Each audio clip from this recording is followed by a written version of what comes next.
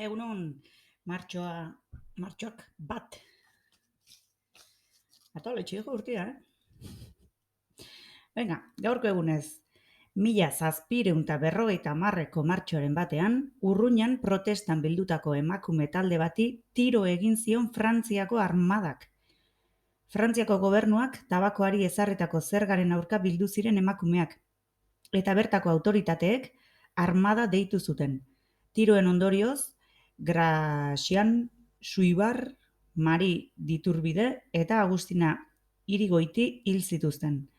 Jan Lapi Bixitalako jauna ere hil zuten, eta bere izena zikintzeko emakumez jantzita zioala zabaldu zuten.